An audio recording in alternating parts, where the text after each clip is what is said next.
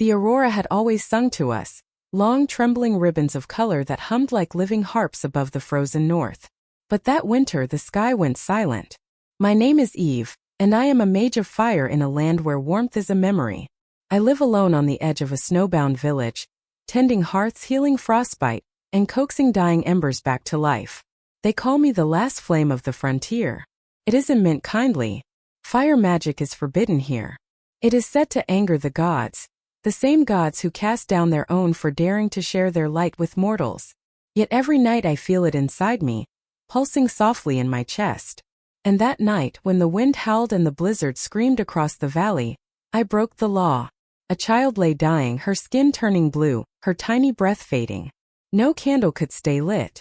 So I whispered the old incantation, the one my mother taught me before the temple burned. I called the flame. It burst through my hands like breath returning to a dead world, bright, alive, golden. For a heartbeat, the aurora above flickered in answer. Then the earth shook. A streak of silver tore across the sky, trailing fire crashing beyond the ridge. I ran toward the light, snow cutting into my legs, heart hammering like thunder. And there in the crater lay a man, wings of molten silver folded around him. His armor glowed faintly beneath the ice. His face was both human and not too perfect, too still. He was burning and freezing at once. I knelt beside him, pressed my hand to his chest and whispered, "Don't die." His eyes opened, pale blue like the heart of a dying star, and in that moment the sky began to sing again. I brought him back to my hut, though my instincts screamed otherwise. He was fevered, delirious. Every time I touched him, sparks leapt between our skin, light and warmth mingling until I thought the roof might catch fire. When he finally woke, he said my name as if he already knew it. "Eve." I froze. "How do you?" "Your flame called to me." His name was Joshua. Once, he said, he had been a celestial warrior, bound to the northern stars, protector of the aurora gates. Until he refused an order to burn an entire mortal city that had defied the heavens. For his defiance he was cast down. His wings were shattered, his light sealed behind scars that crossed his back like fractured glass. I listened, hardly daring to breathe. Celestials were myths, divine spirits who wove starlight into the sky. Yet here he was, sitting by my hearth, staring into the flames as if they were memories. For days he barely spoke. But when he did, his voice was quiet, deep, and unbearably sad. "You shouldn't have helped me," he said once. "The heavens will find me. And you." "Then let them," I whispered. "I've been living in their shadow all my life." He looked at me then, really looked, and something unspoken passed between us. The aurora outside shifted color. The silence of the heavens cracked open, and faint music trembled through the night. The world began to change around him. With Joshua near, my fire magic bloomed. No longer the dull orange of mortal flame, it became light. Living, shimmering, gold-threaded with blue. He taught me to feel its rhythm. To listen, not command. "Fire is a soul," he said. "It doesn't obey. It sings." Under his guidance I learned to shape it into patterns. Blossoms of light that danced like miniature auroras across the snow.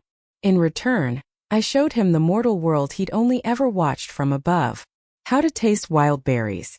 How to build a fire without prayer. How to laugh. He was cautious at first, distant, almost reverent, but there were moments when his guard fell. His fingers would brush mine as we worked, and heat would surge between us, gentle and consuming all at once. One night, beneath the glowing sky, I found myself tracing the faint scars across his shoulder blades where his wings had been. He didn't pull away. "Does it still hurt?" I whispered. "Only when I remember why they were taken." The silence stretched. Heavy, full. And then he said softer, "If the heavens saw you now, they'd fear you." "Why?" "Because you burn brighter than they ever could." The air around us shimmered, the aurora rippling in time with our hearts. When I touched his hand, our lights met. And for the first time, I understood what it meant to belong to something greater than fire or flesh. That night, the aurora sang louder than ever. And in its song I heard the warning. They came at dawn. Columns of silver light split the sky, and the celestial legion descended, armored beings of pure brilliance, their wings spanning the horizon. The villagers fell to their knees in terror. I stood beside Joshua, my heart pounding. Joshua of the Northern Choir, one voice thundered. You are commanded to return. You have shared the divine flame with the mortal. The punishment is obliteration. Joshua's hand tightened around mine. They'll spare you if you renounce me. I shook my head. I don't need their mercy. The lead celestial raised a spear of light. Then you will share his fate. The moment it struck, Joshua moved. His wings burst into existence again, brilliant and burning, shielding me from the impact. The force shattered the ice beneath us. I felt the heat rise inside me, my flame roaring to life, merging with his light. Together we unleashed it. Fire and starlight intertwined, spiraling upward in a storm of gold and blue. The heavens themselves seemed to flinch. Each celestial who tried to strike was repelled by the fusion of mortal and divine, something they could not comprehend. But power always has a cost. Joshua's wings began to dissolve, each feather turning to ash. He fell to his knees, glowing from within, his light collapsing into embers.